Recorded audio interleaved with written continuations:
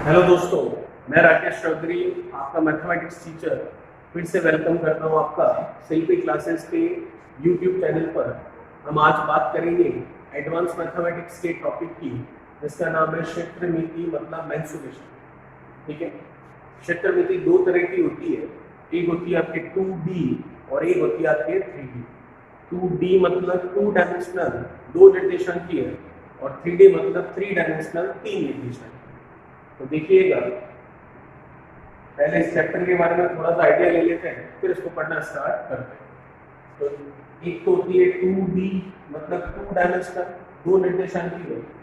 एक होती है 3D मतलब थ्री डायमेंशनल मतलब तीन निर्देशांकी। इस 2D में और इस 3D में हम क्या क्या पढ़ेंगे उसके बारे में बात करते हैं। तो 2D में हम देखेंगे लंबाई, चौड़ाई, इन दोनों के बारे में, जिसे हम लेंथ एंड ब्रेड्थ कहते हैं। जबकि 3D में हम बात करेंगे किसके बारे में? लंबाई, चौड़ाई और ऊंचाई के बारे में, लेंथ, ब्रेड्थ एंड किसी की हाइट। फिर हम 2D में बात करेंगे विकर्ण, जिसे हम कहते हैं डायगोनल, क्षेत्रफल, जिसे हम कहते हैं एरिया, फिर परिमाप, जिसे हम कहते हैं पेरीमीटर, और परिधि, जिसे हम कहते हैं सरकमफ्रेंस। इन सब के बारे में बात की जाएगी। यही अगर 3D में बात करें तो 3D में हम बात करेंगे क्षेत्रफल मतलब क्या, एरिया, आयतन मतलब क्या, वॉल्यूम, और बात करेंगे विकर्ण मतलब डायगोनल। ये है हमारा 2D का हिसाब और ये है हमारा 3D का हिसाब। अब बात करते हैं 2D में हम किन किन के बारे में पढ़ेंगे उसके लिए, और फिर बात करते हैं 3D में हम किन किन के बारे में पढ़ेंगे। तो अगर मैं बात करूं 2D की, तो 2D में हम क्या क्या पढ़ेंगे वो मैं आपको बता देता हूं। 2D में हम बात करेंगे वर्ग मतलब स्क्वायर, आयत मतलब रेक्टेंगल, वृत्त मतलब सर्कल, फिर अर्धवृत्त मतलब सेमी सर्कल, फिर बात करेंगे त्रिज्यखंड मतलब सर्कुलर सेक्टर, इनके बारे में। यही अगर मैं 3D की बात करूं तो 3D में क्या देखेंगे? 3D में हम बात करेंगे घन मतलब क्यूब, घनाभ मतलब क्यूबोइड, फिर बात करेंगे हम इसमें बेलन, सिलेंड्रिकल फॉर्म जो होती है वो, फिर बात करेंगे इसमें शंकु मतलब कोण, फिर इसी में बात करेंगे खोखला बेलन जो कि होलो सिलेंड्रिकल फॉर्म होती है, फिर इसी में बात करेंगे कोण का, शंकु का छिद्रक जिसे फ्रस्टम ऑफ कोण कहते हैं।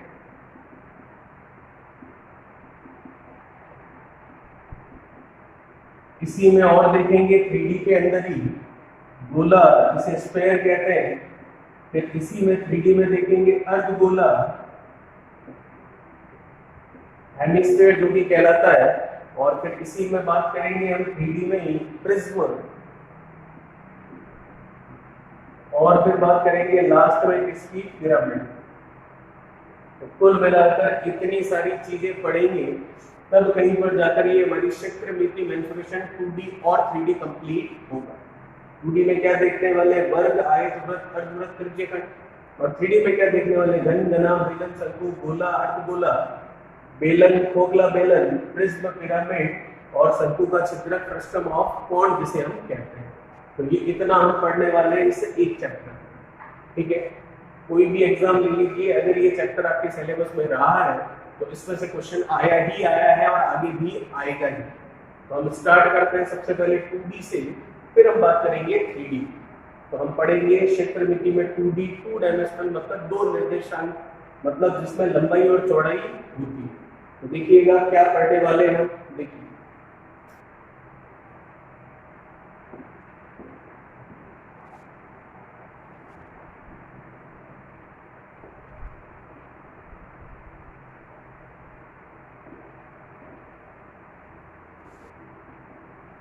चलिए, जैसा कि मैंने आपको कहा हम 2D पढ़ने वाले हैं, दो निर्देशांक के 2 डायमेंशन पढ़ने वाले हैं, तो उसके बारे में मैंने आपको बताया हम वर्ग, आयत, इन सब के बारे में पढ़ेंगे।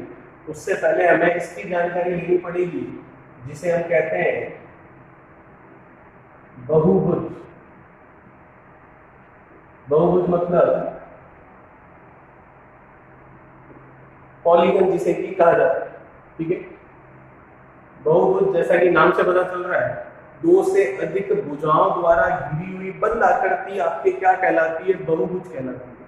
दो से अधिक भुजाओं द्वारा, ध्यान रखिएगा, दो भुजाओं नहीं, दो से अधिक भुजाओं द्वारा घिरी हुई बंद आकृति, जो शेप बन रही है वो बंद होनी चाहिए। अगर ये देखूं तो ये 2 लाइनों से बन रही है, ये एक और लाइन कर दी तो ये 3 लाइनों से तो बन गई, मतलब दो से अधिक भुजाओं द्वारा बनी हुई आकृति तो है, लेकिन क्या ये आकृति बंद है? नहीं। तो इसका मतलब ये हमारा बहुभुज नहीं, क्योंकि बहुभुज की डेफिनेशन आपको क्या कहती है कि दो से अधिक भुजाओं द्वारा घिरी हुई बंद आकृति आपका क्या कहलाती है? बहुभुज कहलाती है। तो दो से अधिक भुजाओं द्वारा घिरी हुई बंद आकृति सबसे पहली कौन सी होगी? वो होगी आपके त्रिभुज, जिसे हम क्या बोलते हैं? ट्राइंगल, ठीक है। और फिर क्या होगा? चतुर्भुज मतलब क्वाड्रिलेटरल, फिर होगा क्या? पंचभुज मतलब पेंटागन, फिर होगा क्या? षष्ठभुज मतलब हेक्सागन। जैसे जैसे नंबर ऑफ साइड्स बढ़ती रहेगी वैसे वैसे बड़ी आकृति बनती रहेगी। तो आप देख सकते हैं जो बहुभुज है उसकी डेफिनेशन, जिसे हम पॉलीगन कह रहे हैं, उसकी डेफिनेशन, परिभाषा क्या होगी? उसकी परिभाषा हो गई दो से अधिक भुजाओं द्वारा घिरी हुई बंद आकृति क्या कहलाती है? बहुभुज कहलाती है। अब अभी हम क्या पढ़ रहे हैं? अभी हम पढ़ रहे हैं 2D मेंसुरेशन मतलब क्षेत्रमिति पढ़ रहे हैं, उसमें 2D पढ़ रहे हैं, दो निर्देशांक पढ़ रहे हैं। तो अभी हम त्रिभुज और चतुर्भुज इनके बारे में बात नहीं करेंगे, अभी हम बात करते हैं वर्ग और आयत के बारे में, स्क्वायर और रेक्टेंगल के बारे में हम बात करेंगे। स्क्वायर और रेक्टेंगल की अगर मैं बात करूं तो ये भी एक तरह का चतुर्भुज ही होते हैं, ये भी एक तरह के क्वाड्रिलेटरल ही है, लेकिन चतुर्भुजों में और भी कई प्रकार आते हैं आपके।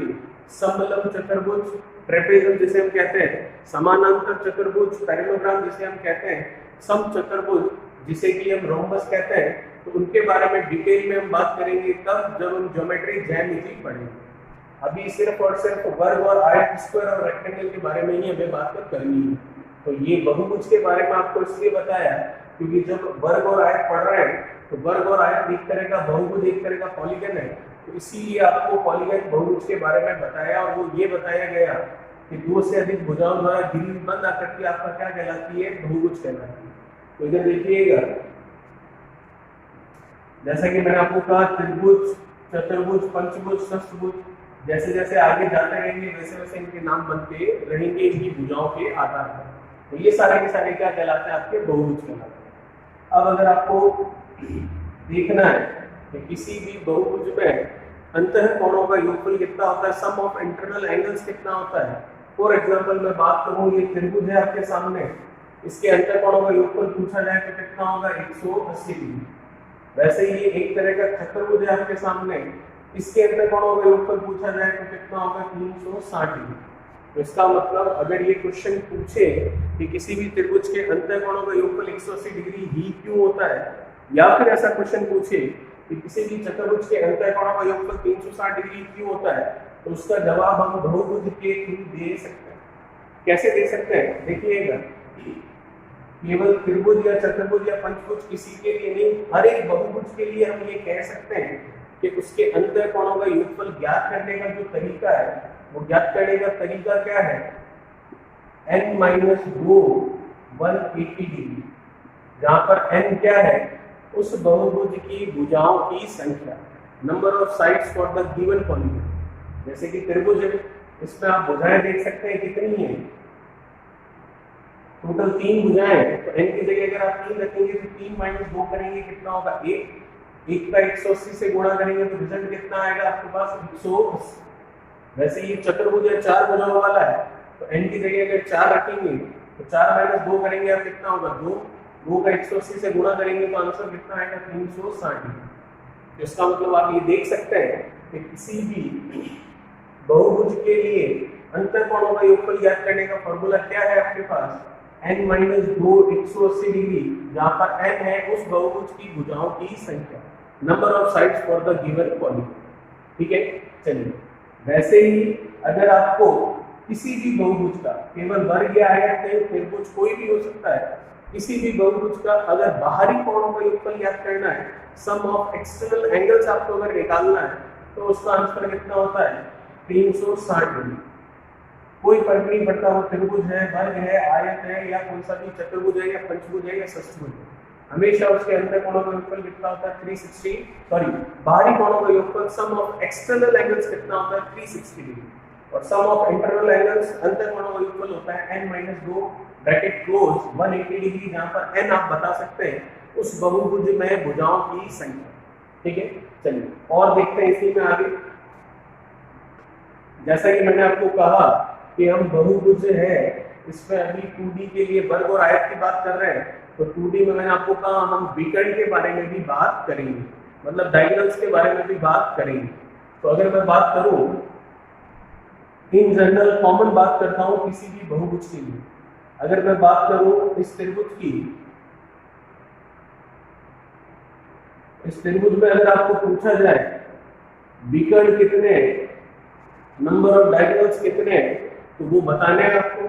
तो विकर्ण होता क्या है पहले तो ये पता होना चाहिए, तब हम विकर्ण इसमें कितने वो हम आइडेंटिफाई कर पाएंगे।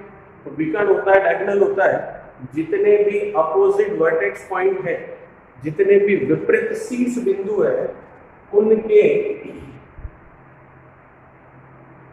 उनको मिलाने वाली जो सीधी रेखा है वह उस आकृति का विकर्ण कहलाती है, डायगोनल कहलाती है। आप देख सकते हैं शीर्ष बिंदु कितने हैं इसमें, 1 2 और कितने 3, इनको मिलाने वाली सीधी रेखा कौन सी है, ये 1 ये 2 और ये 3। तो क्या विकर्ण 3 होंगे क्या इसमें, जी नहीं, क्योंकि ये 3 तो क्या है इसकी भुजाएं हैं, नंबर ऑफ साइड्स है। अब अगर ऐसा पॉसिबल हो पा रहा है इस त्रिभुज में कि विपरीत शीर्ष बिंदुओं को किसी सीधी लाइन से मिलाया जा सके, वो संभव नहीं हो पा रहा है, इसका मतलब विकर्णों की संख्या कितनी है इसमें, 0। वैसे ही मैं किसी वर्ग या आयत के लिए, स्क्वायर या रेक्टेंगल के लिए बात करूं, तो उसमें आप देखेंगे विपरीत शीर्ष बिंदु कितने दिख रहे हैं आपको, 4। ठीक है, इन चारों विपरीत शीर्ष बिंदु है, मतलब अपोजिट वर्टेक्स पॉइंट है। अब इन विपरीत शीर्ष बिंदुओं को मिलाने वाली सीधी रेखा कौन सी है, एक तो ये और एक कौन सी, तो आप कह सकते हैं इसमें नंबर ऑफ डायगोनल्स विकर्ण कितने हैं, 2। तो ऐसा पॉसिबल नहीं है कि हर एक बहुभुज, हर एक पॉलीगन के लिए हम डायग्राम बनाएं और फिर हम ये देखें कि उसमें विपरीत शीर्ष बिंदुओं को मिलाने वाली सीधी रेखा कौन सी। तो जिस प्रकार किसी भी बहुभुज के लिए अंतःकोणों का योगफल ज्ञात करने का ये फॉर्मूला हुआ और बाहरी कोणों का योगफल 360 डिग्री हुआ, वैसे ही किसी भी बहुभुज के लिए विकर्णों की संख्या, नंबर ऑफ डायगोनल्स अगर आपको निकालना है, उसके लिए भी फॉर्मूला है। और उसके लिए अगर आप फॉर्मूला देखेंगे तो वो फॉर्मूला क्या कहता है आपको, n-3 डिवाइडेड बाय कितना, ठीक है। अगर मैं त्रिभुज की बात करूं तो n आपको पता है नंबर ऑफ क्या है पर साइड्स, तो त्रिभुज में कितनी भुजाएं हैं, नंबर ऑफ साइड्स कितनी है, 3। तो यहाँ रखेंगे 3, यहाँ रखेंगे 3 माइनस 3 कितना हो गया आपके पास 0, फिर 3 का 0 से मल्टीप्लिकेशन 0/2 कितना है आपके पास, विकर्णों की संख्या 0।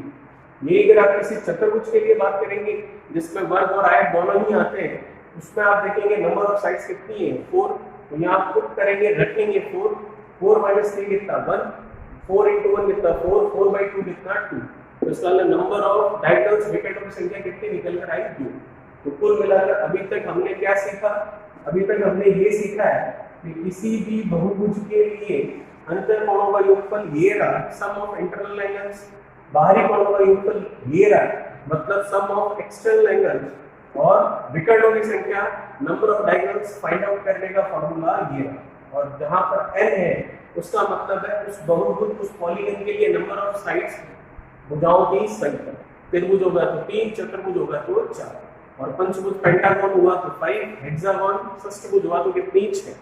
तो अभी हम सिर्फ और सिर्फ 2D की बात कर रहे हैं, तो 2D में वर्ग और आयत पढ़ेंगे जो कि एक तरह के चतुर्भुज है। उनमें अच्छे से आपको समझ में आए, इसलिए ये आपको बहुभुज के बारे में थोड़ी सी जानकारी दी। चलिए अब बात करते हैं हमारी 2D क्षेत्रमिति मेंसुरेशन 2D की, उस पर स्टार्ट करते हैं वर्ग से स्क्वायर से।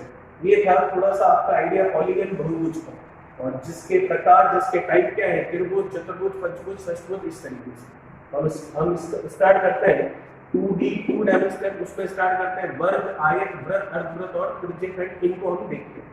तो स्टार्ट करते हैं सबसे पहले वर्ग से स्क्वायर से।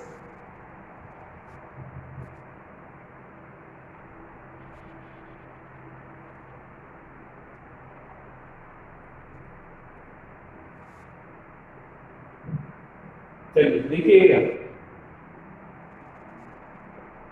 बात करते हैं वर्ग की स्क्वायर। क्या होता है वर्ग या स्क्वायर? जैसे हम कहें ऐसी आकृति, ऐसी शेप जिसकी चारों भुजाएं आपस में क्या हो, बराबर। ठीक है,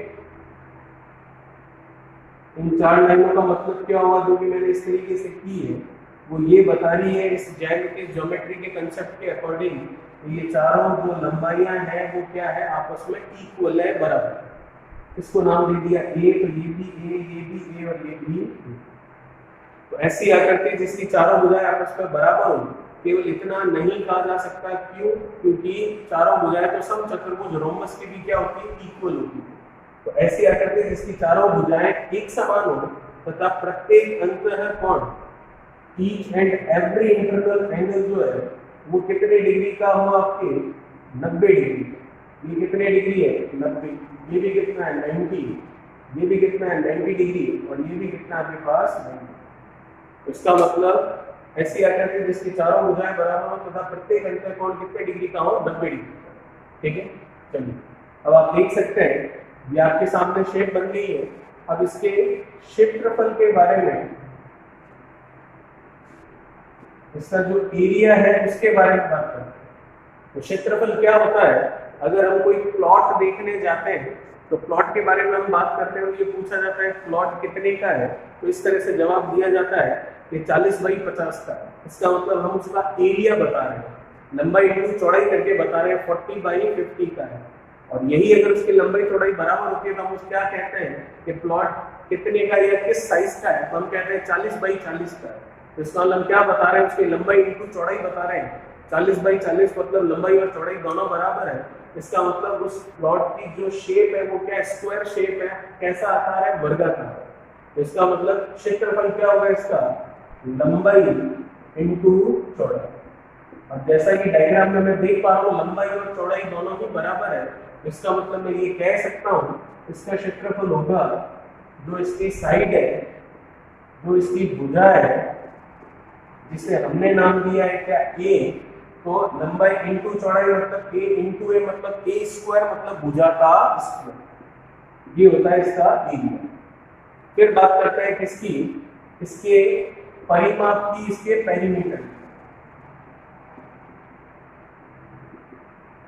अगर आपको इसका परिमाप निकालना है, इसका निकालना है या आयत का निकालना है या वृत्त का निकालना है या अर्धवृत्त का निकालना है या त्रिज्यखंड का, किसी का भी निकालना है, तो परिमाप निकालने के लिए आपको कुछ नहीं करना है, जो आकृति जो शेप बनी हुई है उसकी बाउंड्री का टोटल कर लीजिए, आपको उसका परिमाप, पेरीमीटर, सरकमफ्रेंस जो भी है वो मिल जाएगा। परिधि जो है वो मिल जाएगी। परिधि हम कहते हैं वृत्त, अर्धवृत्त और त्रिज्यखंड में, और परिमाप हम कहते हैं वर्ग और आयत, स्क्वायर और रेक्टेंगल।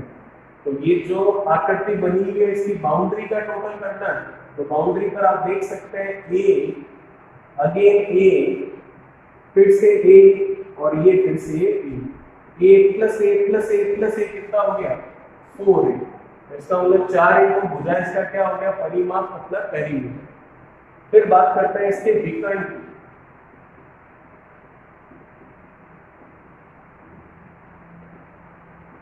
अगर इसके विकर्ण की बात करूं तो आप देख सकते हैं चतुर्भुज है, क्वाड्रिलेटरल है, तो जो विकर्णों की संख्या, नंबर ऑफ डायगोनल्स निकालने का फॉर्मूला था, उस फॉर्मूले से कितने विकर्ण निकलेंगे, इसमें 2। कौन से 2 विकर्ण होंगे, एक तो होगा ये वाला इस तरीके से और दूसरा होगा इस तरीके से ये वाला। ठीक है, तो आप दोनों विकर्ण में से कोई भी विकर्ण ले लीजिए, दोनों विकर्णों की आपस में लंबाइयां क्या होगी, बराबर होगी। अगर दोनों विकर्णों की लंबाइयां बराबर नहीं होती तो ये वर्ग नहीं होता, ये क्या होता, समचतुर्भुज होता। रोम्बस होता, क्या होता, ये समचतुर्भुज, ये स्क्वायर नहीं होता अगर दोनों विकर्णों की लंबाइयां आपस में बराबर नहीं होती। लेकिन दोनों विकर्णों की लंबाइयां बराबर है, उसी वजह से ये क्या है, वर्ग है, स्क्वायर। तो इस स्क्वायर को, इस वर्ग को हम नाम दे देते हैं P, Q, R और S। तो इसमें कितने विकर्ण दिख रहे हैं आपको, दो, एक तो PR और एक QS। दोनों विकर्णों की लंबाई आपस में बराबर है, तो मैं लिख सकता हूँ विकर्ण है PR और दूसरा है QS, और दोनों आपस में क्या है, बराबर। तो दोनों में से किसी भी एक का फॉर्मूला लिख लीजिए, वही दूसरे का होगा। तो हम बात कर लेते हैं PR के बारे में। तो PR के बारे में बात करनी है तो आप एक ट्रायंगल त्रिभुज देख सकते हैं, PSR, ये आपको एक त्रिभुज नजर आ रहा है। तो इस त्रिभुज को देखिए, ये त्रिभुज कौन सा है, रेक्टेंगल ट्रायंगल, मतलब समकोण त्रिभुज। उसमें समकोण कहाँ है, ये रहा 90 डिग्री। तो इसका मतलब इस समकोण त्रिभुज को अगर मैं अलग से बनाकर आपको दिखाऊं, इस तरीके से ये दिख रहा है आपको, P, ये S, ये R, ये A, ये भी A और ये कितना 90। हमें PR की लंबाई निकालनी है। तो आप देख सकते हैं समकोण त्रिभुज है, रेक्टेंगल ट्रायंगल है, ये इसका लंब है, ये इसका आधार है और ये इसका कर्ण है। ये इसका क्या, परपेंडिकुलर, ये इसका बेस, ये इसका एपेंडिकुलर। तो हमें पाइथागोरस प्रमेय से इस कर्ण का मान निकालना है। तो वो क्या निकलेगा, रूट में लंब स्क्वायर प्लस आधार स्क्वायर। लंब कितना है, परपेंडिकुलर कितना, a square plus Aadhaar base क्या है, 1, ये भी a स्क्वायर। तो इसका मतलब a square plus a square कितना हो गया, 2a स्क्वायर। स्क्वायर रूट में 2a स्क्वायर है, तो स्क्वायर रूट में 2a स्क्वायर है, तो a बार आ गया अंदर, कितना रह गया, रूट 2। तो इसका मतलब इसका विकर्ण क्या होगा, a रूट 2। a मतलब इसकी साइड, इसकी भुजा, और रूट 2 इसके साथ मल्टीप्लिकेशन। तो हमें तीन फॉर्मूले ध्यान रखने हैं इसके अंदर। पहला तो हो गया आपका इसका क्षेत्रफल, दूसरा हो गया इसका परिमाप, और तीसरा हो गया इसका विकर्ण। तीनों फॉर्मूले आते कैसे हैं वो मैंने आपको अच्छे से एक्सप्लेन कर दिया। तीनों याद रखेंगे तो ज़्यादा सही रहेगा, नहीं तो कैसे आ रहा है वो पूरा डिटेल में मैंने आपको बता दिया। ये तो बात हुई हमारे वर्ग की। इसी तरह से अब हम बात करेंगे आयत की, रेक्टेंगल की।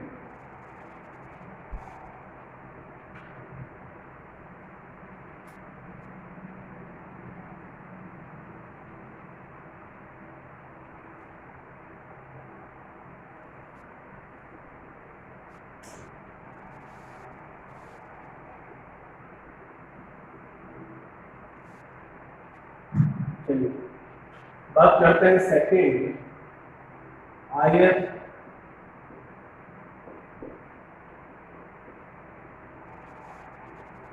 मतलब रेक्टेंगल के बारे में। ठीक है, क्या होता है आयत, देखिएगा।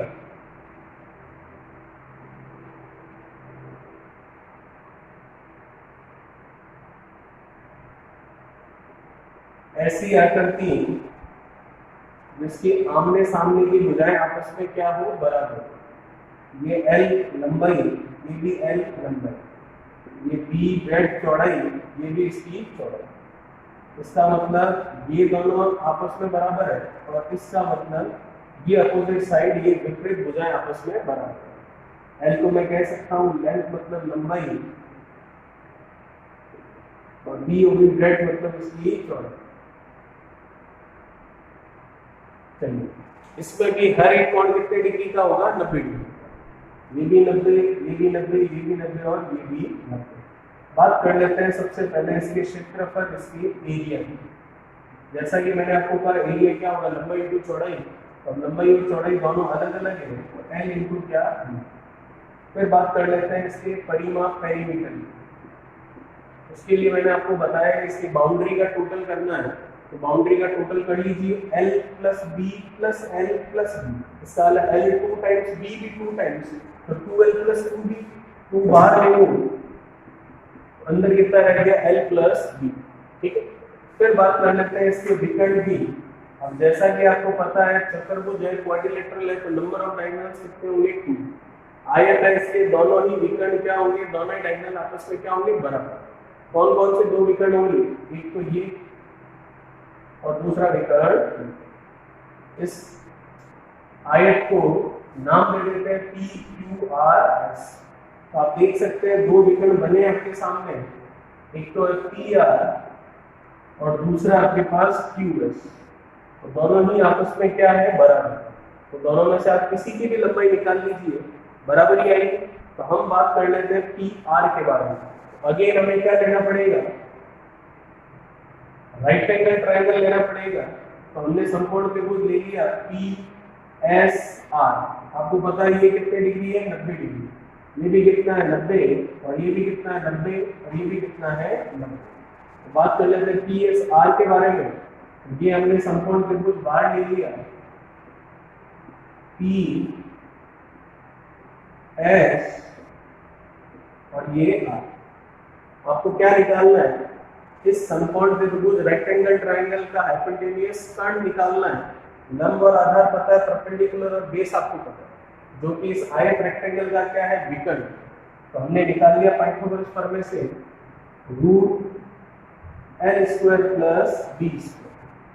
यही हमने वर्ग में भी किया था, स्क्वायर में भी किया था, लेकिन वहां l और b लंबाई और चौड़ाई आपस में क्या थी, समान थे, इसकी a² प्लस a² लिखा। लेकिन यहाँ लंबाई और चौड़ाई अलग अलग है, l² प्लस b²। अब ये आगे सॉल्व नहीं हो रहा है क्योंकि l और b दोनों की वैल्यू अलग है। तो यही हमारा फॉर्मूला काम में आएगा।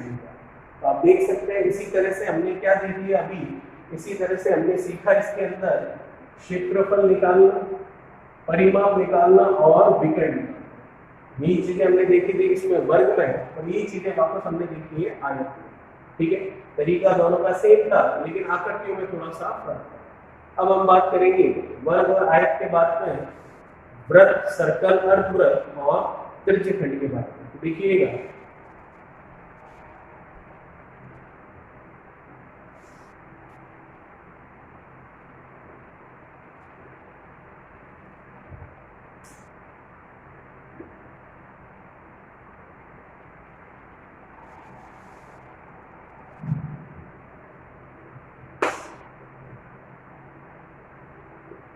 चलिए पहले बात करते हैं वृत्त के बारे में, या फिर हम शुरुआत कर लेते हैं त्रिज्यखंड से, जिससे कि आपको वृत्त और अर्धवृत्त अच्छे से समझ में आए।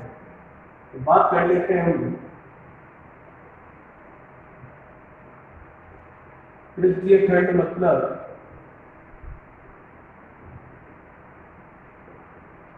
Circular sector.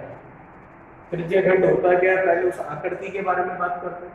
तो आप देखिए ये एक तरह से आपके सामने कोई वृत्त बना हुआ है, उस वृत्त में से कोई एक छोटा सा टुकड़ा हम बाहर निकाल लें, जैसे ही हमने ये वाला निकाला था। तो ये जो आकृति बनी है, ये आकृति क्या कहलाती है, आपके त्रिज्यखंड।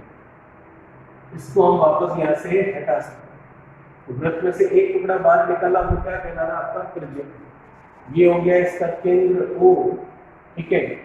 इसको हमने नाम दे दिया A और इसका नाम दे दिया हमने B। ये इसकी त्रिज्या हो गई R और यही इसकी त्रिज्या हो गई वापस कितनी, और ये हो गया इसके केंद्र पर बनने वाला कोई कोण क्या, थीटा। कितने डिग्री का कोण होगा हमें नहीं पता, क्योंकि त्रिज्यखंड है इसलिए हमें ये कोण का मान नहीं पता। ये त्रिज्यखंड की जगह वृत्त होता तो इस थीटा का मान 360 डिग्री होता है, और यही अगर इस त्रिज्यखंड की जगह अर्धवृत्त होता तो आकृति ऐसी होती, लेकिन थीटा कितना हो जाता है, 180 डिग्री। लेकिन अभी त्रिज्यखंड सर्कुलर सेक्टर के बारे में बात कर रहे हैं, उसके लिए एंगल का मान, कोण का मान हमें नहीं पता, कुछ भी हो सकता है। 30 degree, 15 degree, 90 degree, 60 degree, 45 degree, 110 degree, कुछ भी हो सकता है। चलिए इसके बारे में पढ़ते हैं। तो सबसे पहले हम बात करेंगे इसके क्षेत्रफल के बारे में। क्षेत्रफल मतलब वही इसका एरिया। एरिया क्या होता है त्रिज्यखंड का, ध्यान से देखिएगा, क्योंकि जो एरिया त्रिज्यखंड का होता है वही एरिया वृत्त, सर्कल का होता है, और वही एरिया, वही क्षेत्रफल किसका होगा, अर्धवृत्त, सेमी सर्कल का। बस फर्क इतना है, वृत्त में हम थीटा की वैल्यू 360 डिग्री लेंगे, अर्धवृत्त में थीटा की वैल्यू 180 डिग्री लेंगे। लेकिन त्रिज्यखंड सर्कुलर सेक्टर पढ़ रहे हैं तो उसमें थीटा की वैल्यू हर क्वेश्चन में अलग अलग होगी। तो अभी स्टैंडर्ड फॉर्मेट देख रहे हैं तो थीटा हम थीटा ही लेंगे। तो इसका क्षेत्रफल एरिया होता है पाई r² theta upon 360 degree. Theta का मान कितना है अभी के लिए हमें नहीं पता, क्वेश्चन में जितना दे रखा होगा उतना काम में ले लेंगे, लेकिन यही अभी वृत्त पढ़ रहे होते तो क्षेत्रफल का फॉर्मूला यही होता है, बस थीटा का मान हमें पता होता 360 डिग्री। वैसे ही अगर त्रिज्यखंड की जगह अर्धवृत्त पढ़ रहे होते तो क्षेत्रफल का फॉर्मूला यही होता, बस थीटा का मान हमें पता होता कितना 180 डिग्री। लेकिन अभी पढ़ तो त्रिज्यखंड रहे सर्कुलर सेक्टर, तो थीटा की वैल्यू हमें नहीं पता है क्योंकि हर क्वेश्चन में अलग अलग होती है। ये हुआ इसका क्षेत्रफल। फिर बात करते हैं इसकी परिधि, जिसे हम कहते हैं सर्कमफ्रेंस। जिस प्रकार से वर्ग और आयत में परिमाप पेरीमीटर होता है, वैसे ही त्रिज्यखंड, अर्धवृत्त और वृत्त में परिधि होती है, सर्कमफ्रेंस होता है। क्या होता है सर्कमफ्रेंस? वही जो परिमाप के लिए कहा था आपको, उसकी बाउंड्री का टोटल। तो इसकी बाउंड्री का टोटल, जो बाउंड्री कहां से स्टार्ट हो रही है, ए से कहां तक गए, बी तक, फिर बी से कहां गए, ओ पर, फिर ओ से वापस कहां गए, ए पर। तो इसका मतलब इन तीनों का टोटल जो होगा वो क्या होगी, इसकी परिधि होगी। तो इन तीनों में से दो चीजें तो आपको पता है, ये आर है और ये कितना है, आर। ए से बी की लंबाई आपको नहीं पता। ए से बी जो है वो हमारा क्या है, चाप है। तो ए से बी हमें निकालना है, मतलब चाप की लंबाई आपको ज्ञात करनी है, जिसे कि हम कहते हैं आर्क। लेंथ ऑफ आर्क अगर आपको फाइंड आउट करना है तो ए बी मतलब चाप की लंबाई का फॉर्मूला क्या होता है, 2 पाई आर थीटा अपॉन कितना, 360। तो आप देख सकते हैं थीटा की वैल्यू हमें नहीं पता है, इसलिए थीटा ही लिखी है। लेकिन जब वृत्त और अर्धवृत्त पढ़ेंगे तो थीटा 360 और 180 होगा, उस समय 360 और 180 लिखा जाएगा, क्योंकि जो फॉर्मूले त्रिज्यखंड में काम आ रहे हैं वही फॉर्मूले आपके कहाँ काम आएंगे, वृत्त और अर्धवृत्त में। बस वृत्त और अर्धवृत्त में थीटा हमें पता चल जाएगा, 360 और 180 डिग्री काम में लेंगे। तो ये हो गई आपकी ए बी मतलब लेंथ ऑफ आर्क, मतलब ए से बी तक की लंबाई, इस चाप की लंबाई। लेकिन हमें तो क्या निकालना है, परिधि, जो कि क्या होता है, उसकी सभी भुजाओं या उसकी बाउंड्री का टोटल। तो ए से बी का हम परिधि के बारे में बात कर लेते हैं। तो परिधि आपको पता है तीनों का टोटल, तो तीनों में से ए बी का मान हमने निकाल लिया, और ये आर और ये आर कितना हो गया, 2r।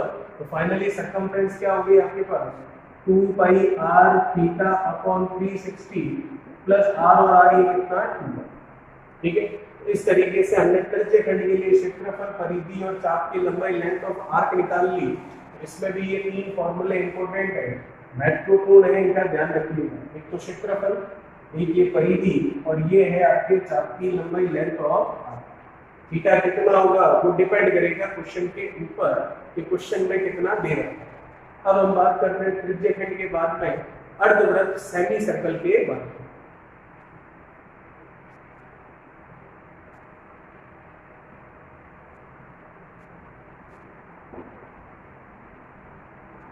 तो सेमी सर्कल अर्धवृत्त के लिए अगर मैं बात करूं पहले डायग्राम की, तो अर्धवृत्त का डायग्राम किस तरीके से होगा,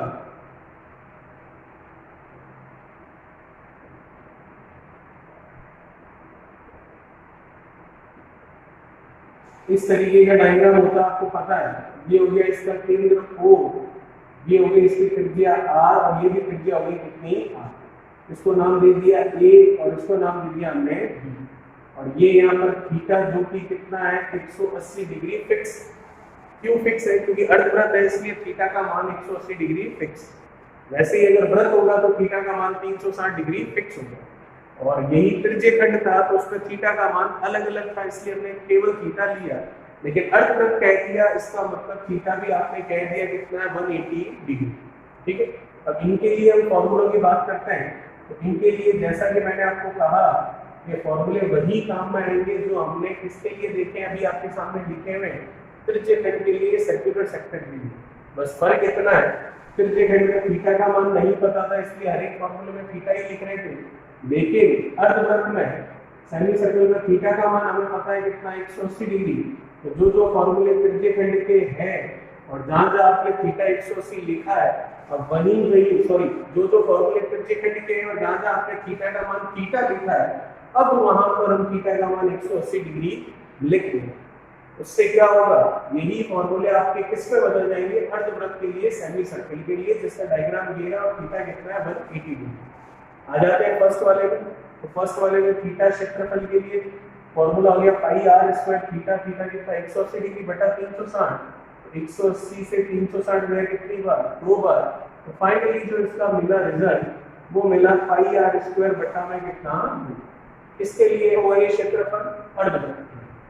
सेकंड वाला सर्कमफ्रेंस के लिए अगर देखें, तो सर्कमफ्रेंस के लिए अगर देखें तो थीटा का मान आपको कितना लिखना है, थीटा का मान आपको 180 लिखना है। तो 180 बटा 360, 180 से 360 गया कितनी बार, 2 बार। इस 2 से ये 2 गया तो क्या बचा, pi r. Pi r plus 2 r क्या आ गया आपके पास, इसका फॉर्मूला आ गया परिधि का, सर्कमफ्रेंस का। वैसे ही लेंथ ऑफ आर्क निकालनी है, चाप की लंबाई निकालनी है, तो फॉर्मूला तो यही रहेगा आपके पास। बस थीटा की वैल्यू आपको क्या रखनी है, थीटा की वैल्यू आपको 180 रखनी है। तो थीटा की जगह रख लीजिए 180। 180 से 360 गया कितनी बार, 2 बार। 2 से ये 2 गया तो फाइनली कितना मिला आपको, पाई।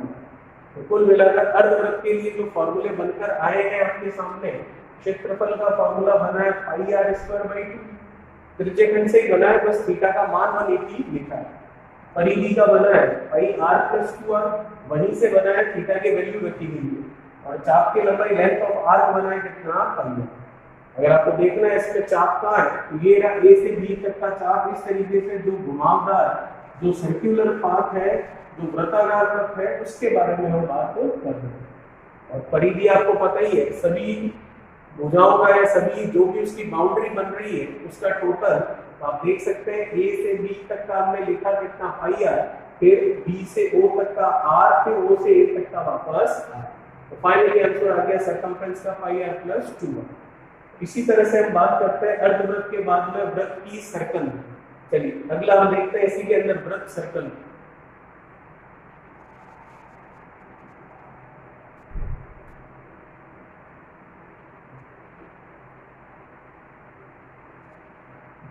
देखिएगा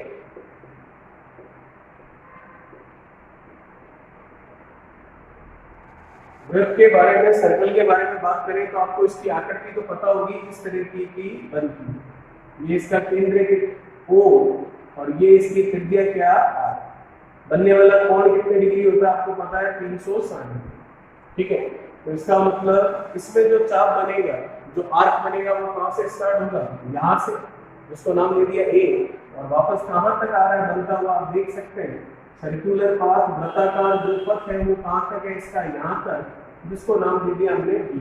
तो A से B तक हो गया। ठीक है, तो ये आपके सामने आकृति बन गई है। अब इनके फॉर्मूले के बारे में बात कर लेते हैं। तो इनका फॉर्मूला देखते हैं, देखिएगा। सबसे पहले बात करेंगे हम इसके फॉर्मूले की, क्षेत्रफल के एरिया का जो फॉर्मूला है उसकी।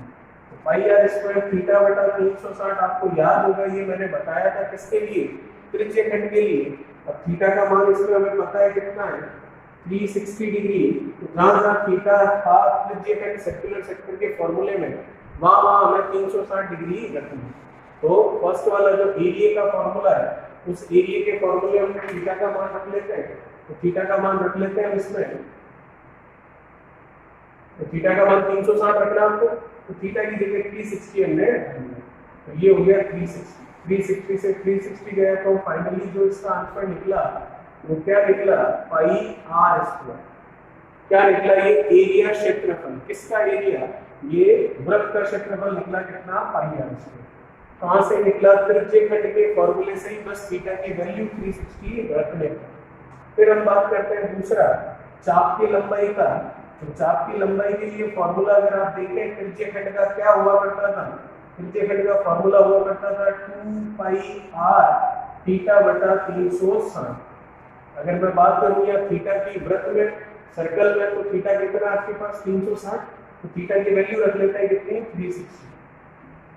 360 से 360 कितना आ गया, 2 पाई आर। ये 2 पाई आर जो आपके सामने निकल कर आया है, ये 2 पाई आर क्या है आपका, चाप की लंबाई, लेंथ ऑफ आर्क। ये रहा, यहाँ से शुरू हो रहा है लेंथ इसकी, आर्क की, चाप की, वापस एंड क्या हो रहा है यहीं पर। तो इसी को ए और इसी को बी पॉइंट हमने कह दिया। इसका मतलब इसकी चाप की लंबाई क्या आ गई 2 पाई r।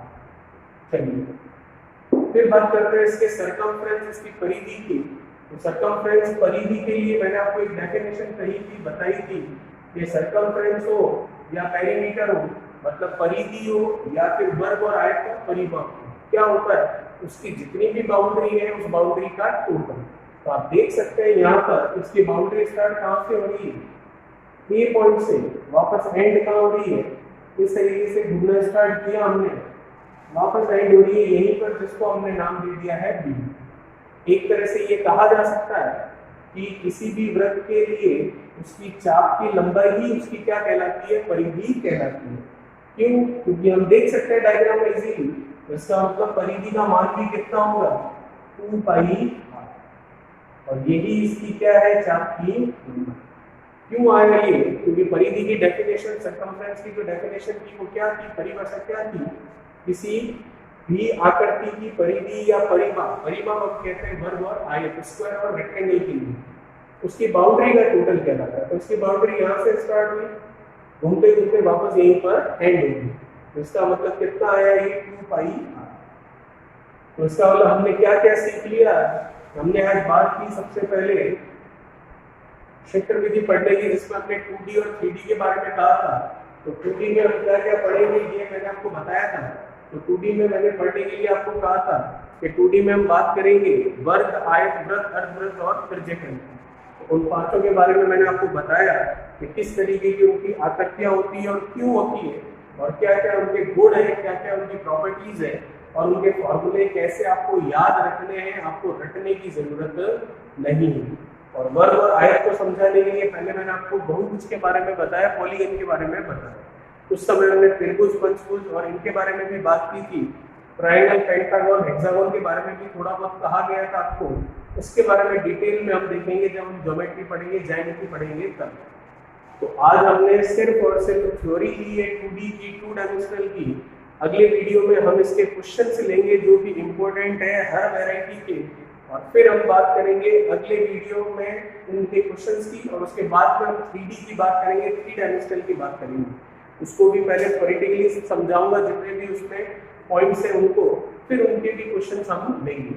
क्वेश्चन हम लेंगे और क्वेश्चंस जो कि 0 लेवल से लेकर हाई लेवल तक होंगे, और कुछ क्वेश्चन ऐसे भी होंगे जो प्रीवियस पेपर में आपके आ रखे हैं। तो आई होप आज का वीडियो आपको अच्छा लगा होगा, और जो भी मैंने आपको समझाया वो अच्छे से आपको समझ में आया होगा। ठीक है, तो इस चैनल को सब्सक्राइब कीजिए, लाइक कीजिए, शेयर कीजिए और बेल आइकन को प्रेस कीजिए, ताकि आपको इसके नोटिफिकेशन मिल सके। और जितने भी मेरे वीडियोस जो कि हर सुबह 11 बजे अपलोड किए जाते हैं इस चैनल पर, उनके नोटिफिकेशन आपको मिले। और भी दूसरे जो सब्जेक्ट है उनके भी वीडियोस जब अपलोड हो इस चैनल पर, उनके भी नोटिफिकेशन आपको बेल आइकन प्रेस करने पर मिलते रहेंगे, जिससे कि आपको पता रहेगा कि कौन सा वीडियो रोज नया इस चैनल पर अपलोड किया जा रहा है, और आपको डेली कुछ ना कुछ पढ़ने को अच्छे से अच्छी क्वालिटी के साथ मिलता रहेगा। तो इसे लाइक कीजिएगा। और ये वृत्त पर हमने आज इसको फिनिश किया है, खत्म किया है। अगले वीडियो में हम उनके क्वेश्चंस की बात करेंगे। आई होप आपको बहुत अच्छा लगा होगा। Thank you so much.